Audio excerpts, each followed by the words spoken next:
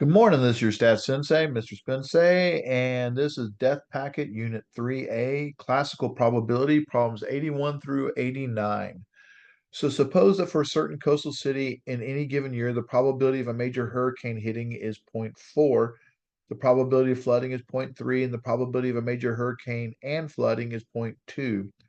What's the probability of flooding given that a major hurricane hits?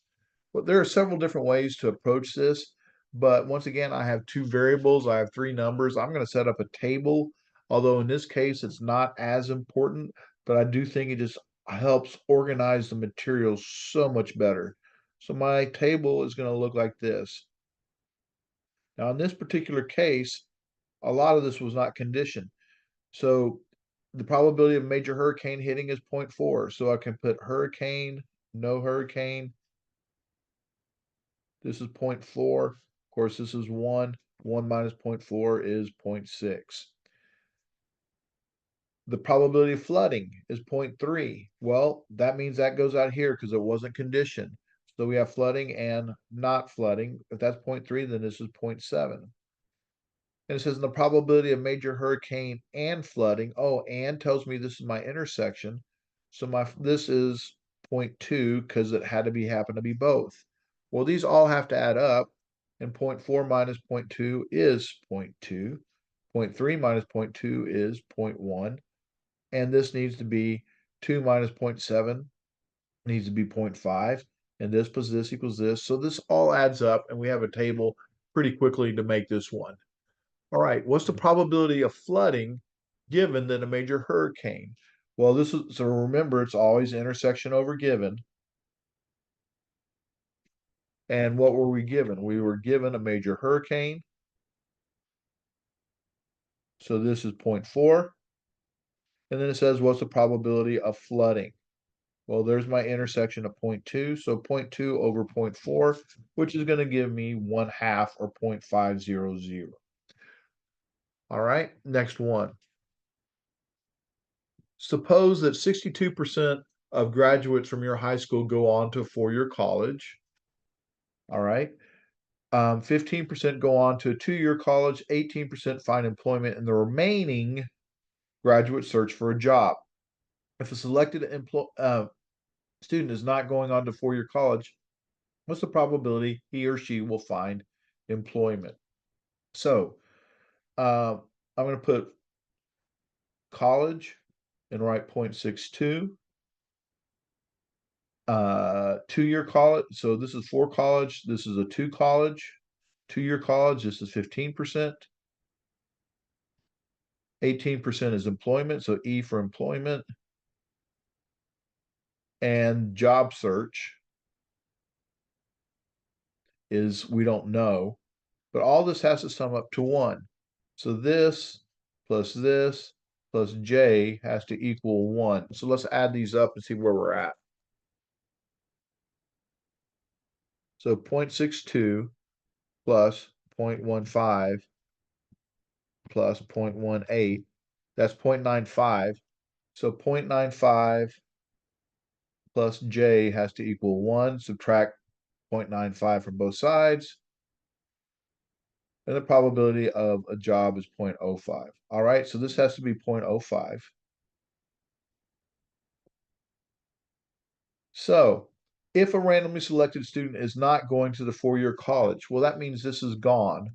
What's the probability he or she will find employment? Well, that means it could be any of the others. So this is what we're given. So we're no longer, remember, this is going to be an intersection over given. What we're given that didn't include that. That means it could be 0.15 for a two-year college, 18% for finding employment, and 5% because they're still looking for a job. And they said, what's the probability that he or she will find employment? Well, that's my numerator. So 0.15 plus 0.18, 8 plus 0.05 is 0.38. So I have 0.18 over 0.38 is 0.473. So my answer choice is B. All right. 83. While investigating customer complaints, the Customer Relations Department of Sonic Air found that 15% of the flights arrive early, 25% arrive on time. Additionally, 65% of the flights are overbooked and 72% are late or not overbooked. Wow. One Sonic Air flight will be selected at random. What's the probability the flight selected will be late and not overbooked? Well, in this case, I have a couple of things I'm interested. I'm interested in late and not overbooked. And I have three numbers. I have a bunch of numbers. And so I'm going to set up a table just to try to organize this thing. So what are we interested in? Late.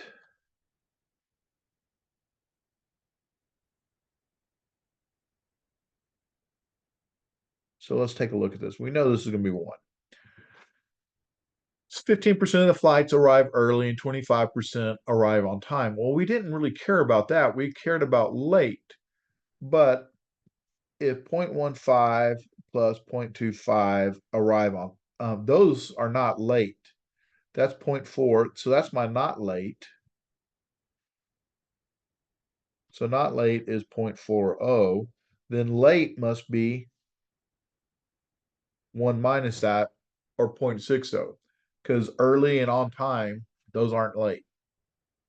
And then we have 65% of the flights are overbooked. So overbooked, I'm going to just put O there, and we know this is 0.65.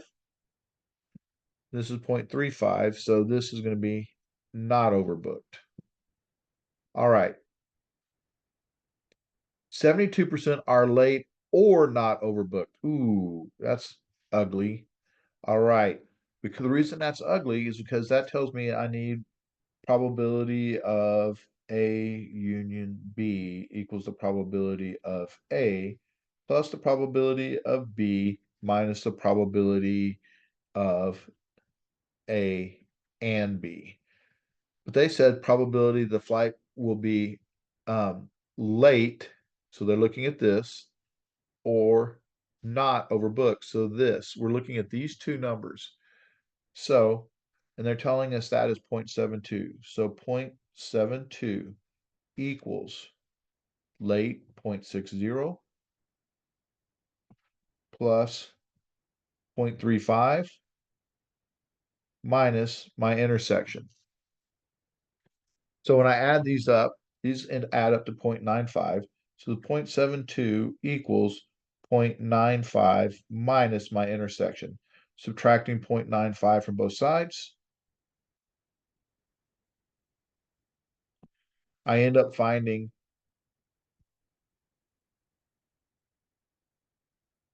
0.72 minus 0.95 equals 0.23.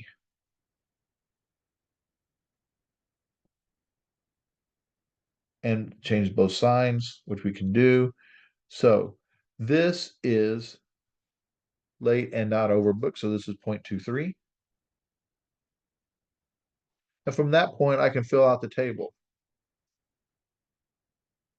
So 60 minus 0.23 equal,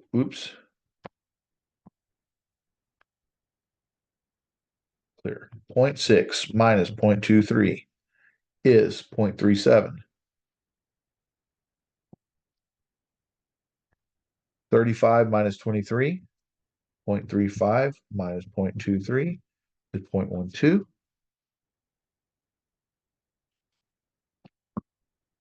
40 minus 0.12 is 0.28.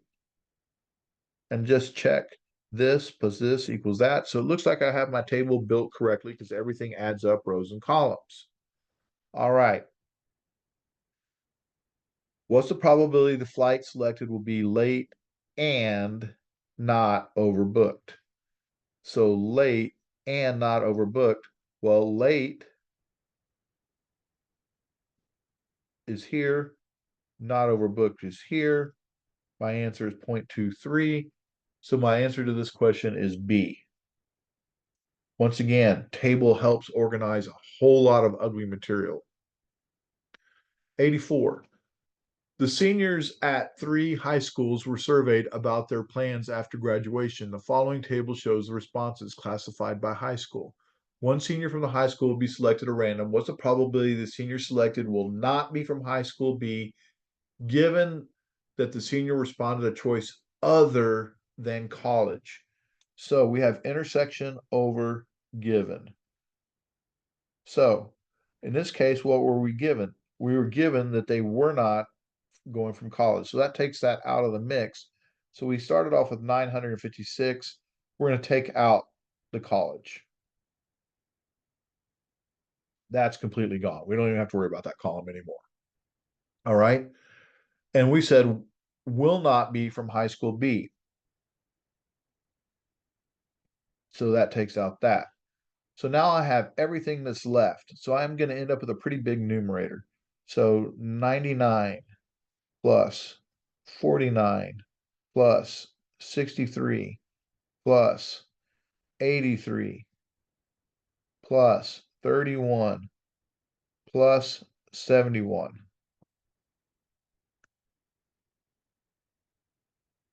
956 minus 418 is 538. Oh, Nate Silver. And then we're going to add up those numbers. 99 plus 49 plus 63 plus 83 plus 31 plus 71 equals 396. And we see that that's answer choice E.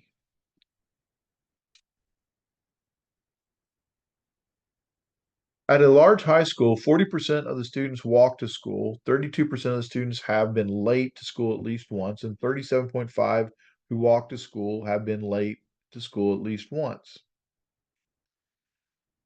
Of this, one student from the school will be selected at random. What's the probability the student selected will be um, uh, um, what is the probability the student will be one who both walks to school and has been late to school? So once again, we have a lot of confusing information, and then a table really helps to organize it.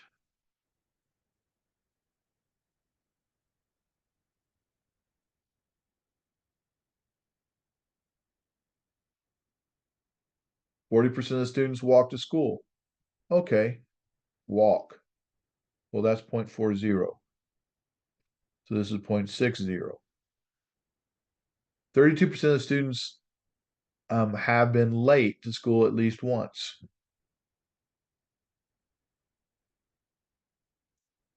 So this is 0.32. And then this is 1 minus that, which is 0.68.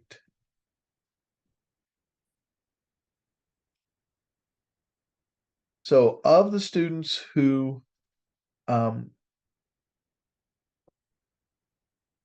of the students,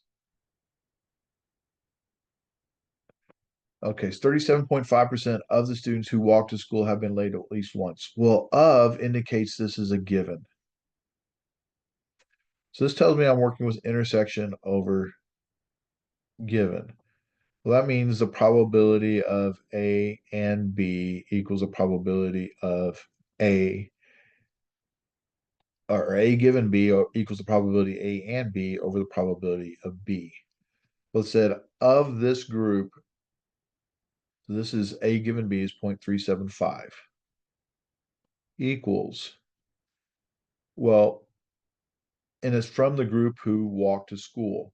So of the walkers, well, my walkers is 0.40.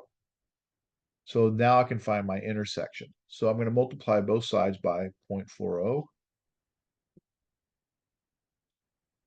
This goes away. So I have 0.4 times 0.375. And once again, I could have just brought this up.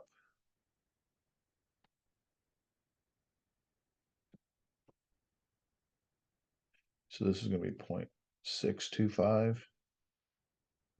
So let's do that work. 0.4 times 0.375 is 0.15.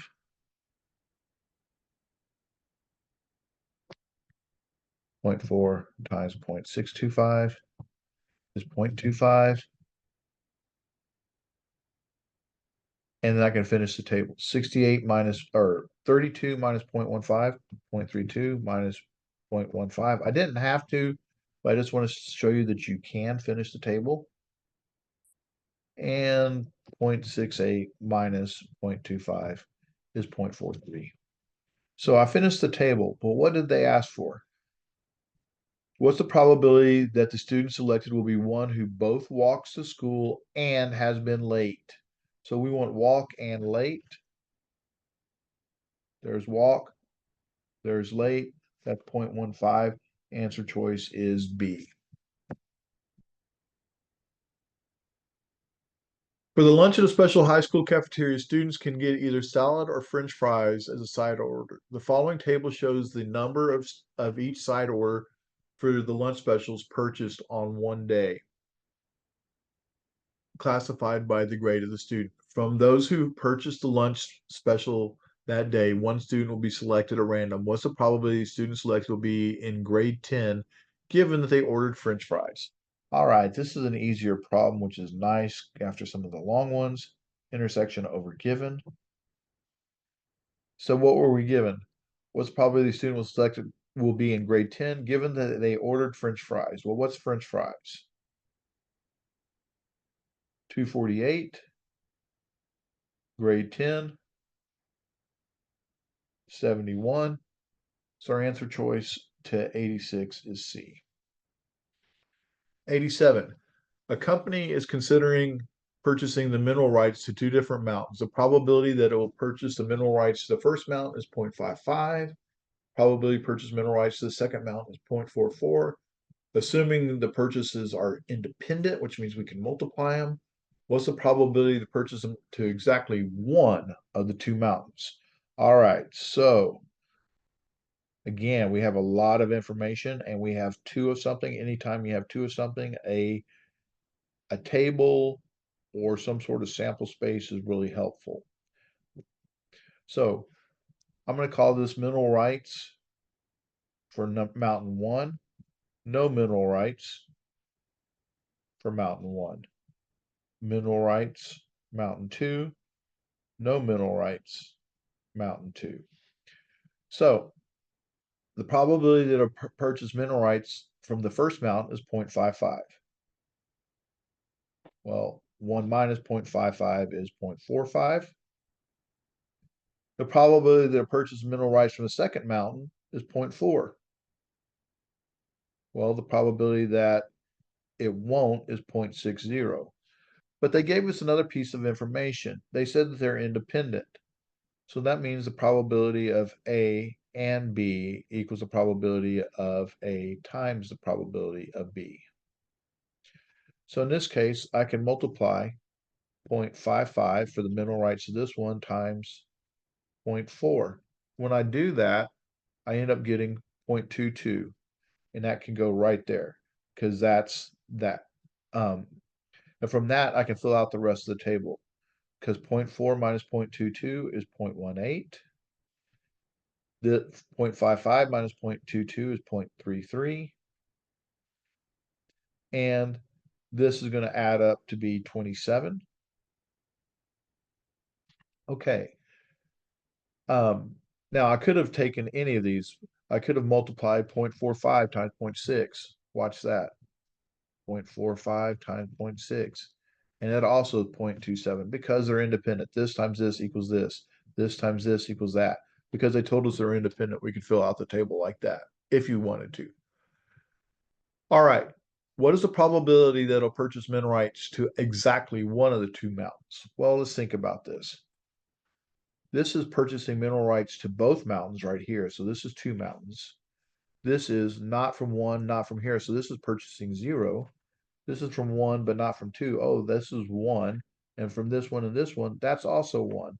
So these two numbers right there are the probability of purchasing 1.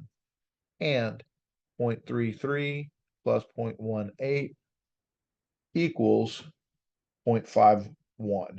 So there's a 51% chance that they'll purchase mineral rights, but only from one mountain.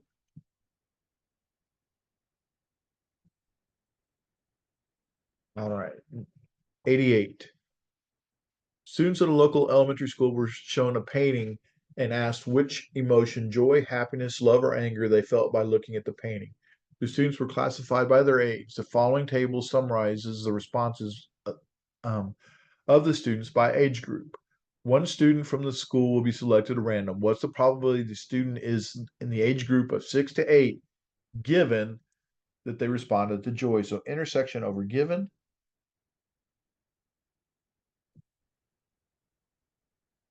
So joy is 89. And age group 6 to 8. So 28 over 89. Answer choice E. Finally, a student is applying to 2 different agencies for scholarships. Gosh, as soon as we get to 2, we're probably looking at a sample space or a table or something. Based on the student's academic record, the probability the student will be awarded a scholarship from agency A is 0.55, and the probability from B is 0.40. All right. So I already know I have an agency A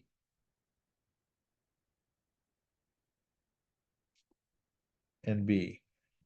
So A scholarship, not A scholarship. Well, A scholarship, they told me the probability of getting it is 0.55. It's a pretty good probability. 1 minus that gives me 0.45. Probability of a scholarship from B, some B scholarship is 0.40.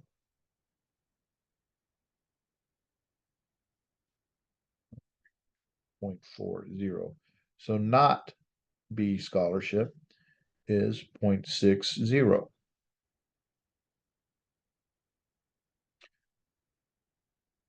Furthermore, if the student is awarded from A, so if A, the probability that it will be awarded from B is 0.6. So I'm going to have to go ahead and fill in my table like I like. So 0.55, 0.55, 0.45, 0.45. We write those all small.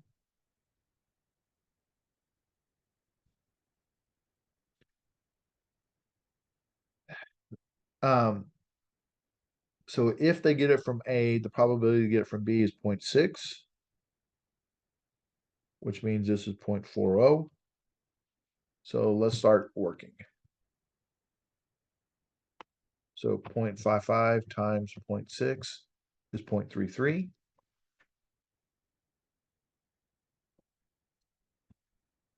This makes, when I multiply this, I get 0.22.